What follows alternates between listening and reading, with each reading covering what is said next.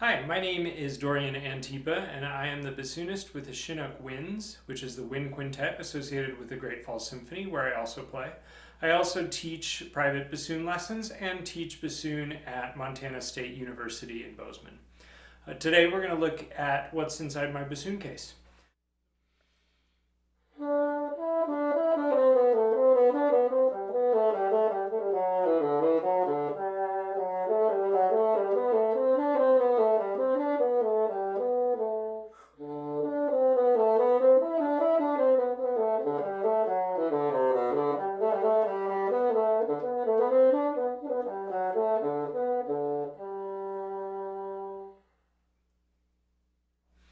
The first part of the case is this outside utility pouch or music pouch. So we'll look in here first. And it's always a good idea not to overfill this pouch. The bassoon's already kind of heavy. You don't want to put extra strain on your back, and also you don't want to have to replace the zippers. So do as I say, not as I do. I definitely overfill my utility pouch all the time. I'm on my second zipper now. But there's a lot of stuff to carry around, and this is the easiest way to do it. So what do we have? First thing that I usually pull out when I'm going to get ready to play is my water cup. And then I have my reed case. We'll talk about reeds a little bit more at the end of the video, but I have a reed case that holds 10 reeds. Right now it's pretty full. I've got a lot of performances and rehearsals coming up, so I've been working on some reeds. What else is in here? So going with the reeds, I have my kind of emergency tool kit, which is in this little silver case. It's actually a repurposed old style cigarette case. There were no cigarettes in it when I found it. And we have a few essentials: cork grease, familiar to most woodwind players, a knife for scraping on my reed. I've got two different kinds of plaques. This is a little piece that is inserted between the blades of the reed so that I can scrape on one blade of the reed without the other.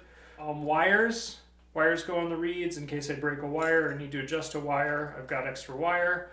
A little piece of a file to scrape on my reeds. And lastly, I have this little bit of sandpaper for finishing touches on a reed if I need to do that. So I try to get my reed making done as much as possible at home, but every now and then I need to make some adjustments in a rehearsal or on the fly.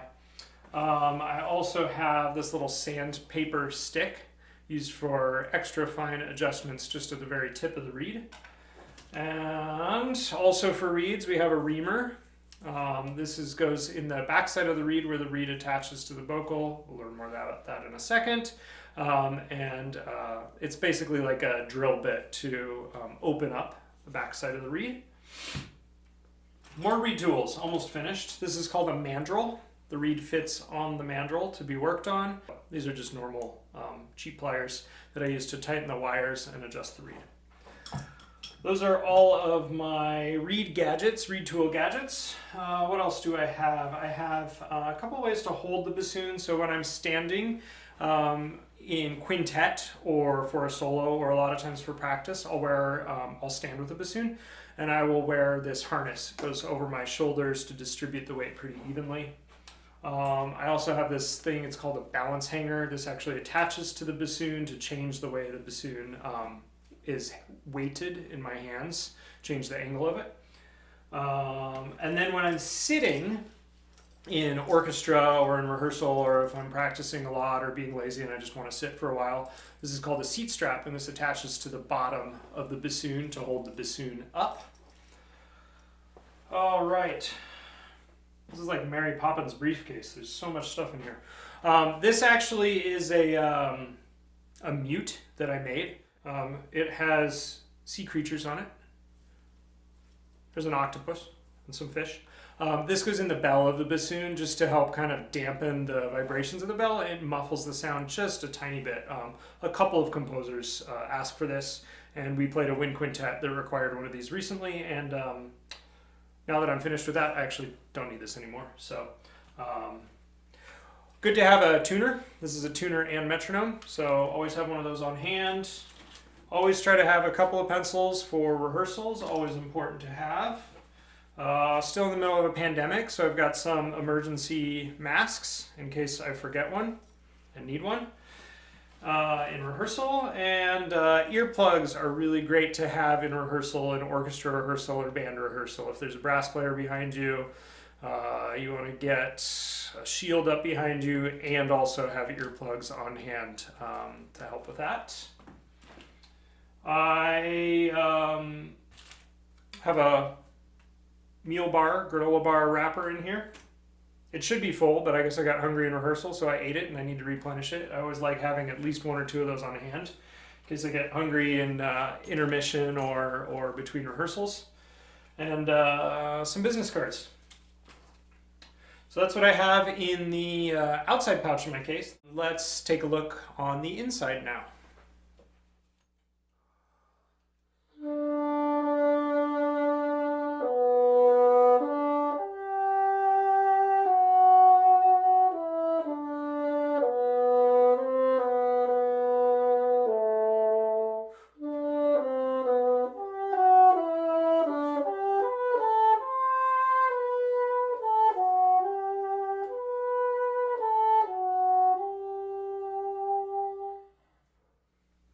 Okay, so the case is held together just with a couple of zippers that go all the way around, and they have a little latch right here with a lock on there. And if we open this up, there's the bassoon. First thing you might see are my decorations here. I have a paper crane that somebody gave to us at a concert. The Wind Quintet was on tour in Oregon. We got this in Ontario, and somebody presenting the concert made us paper cranes for good luck. So I keep that tucked in my case. And here's a postcard from Banff up in Canada. They have an education center there where I spent a couple of summers studying with some teachers and playing in a festival orchestra. So I have this postcard to remind me of that. Plus it's this beautiful scenery up in Banff with this giant mountain back here, which I climbed up a couple of times and actually got engaged to my wife on top of that mountain. So a couple of little nice mementos in my case. This is called a dampit, D-A-M-P-I-T. This is actually for a cello. It goes inside the cello, and it's this green rubber, and on the inside is a sponge, which you can soak up with water, and it keeps the instrument humidified. It keeps moisture in the case. It's really dry here in Montana, so I have to keep this in the case all the time, and I also have a humidifier in my room to keep some moisture in the room. First piece of the bassoon is called the wing joint. And the next piece that you pull out is called the boot joint. And they attach like so. Next one is the bass joint, which also fits in next to the wing joint. Okay, we're coming together. And then the bell. There we go. And lastly is the bocal, which I also have tucked in right here. Next to the bocal, I have a couple of swabs. These are for cleaning out the instrument when I'm finished performing or practicing. Okay, so the bocal just attaches here in the end of the wing joint. I have the back end of a reed here that I've cut the reed off, and I put that on the tip of the bocal to protect it when it's in the case. A lot of keys here. This is the front side.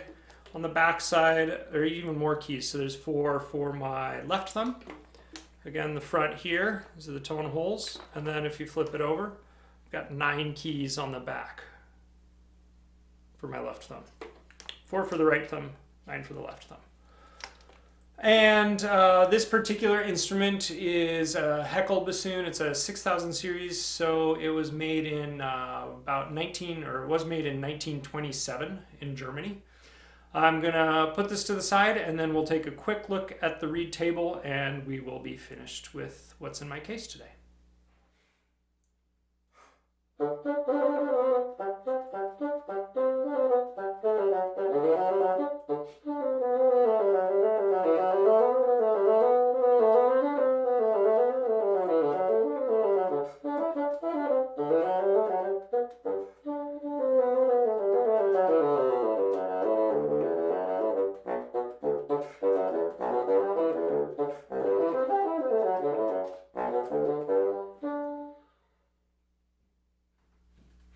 As with the oboe players, bassoonists make our own reeds, so everything on this table is what I use to turn a single piece of cane into a double reed. I've got a lot of smaller hand tools over here, pliers, knife, some files, glue, and other things. And then I also have this, which is a profiler machine, okay, which is, it's essentially like a planer that has a couple of different angles that I can adjust and depths that I can adjust.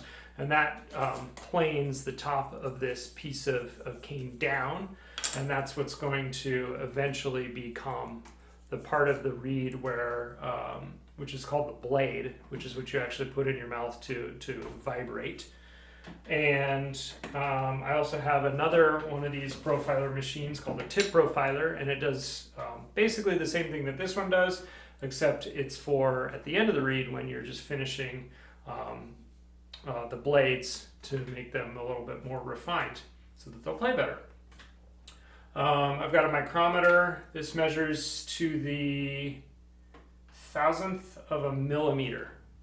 So reeds have to be very precise.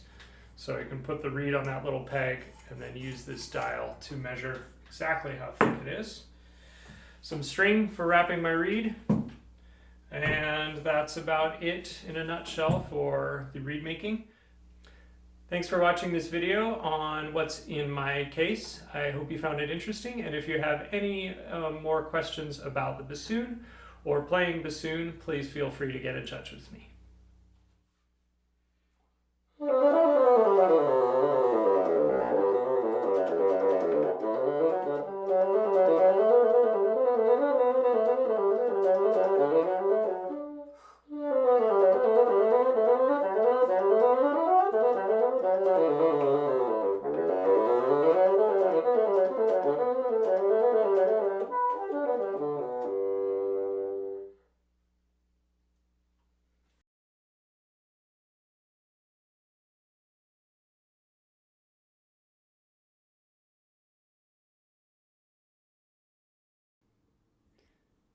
Dennis, speak.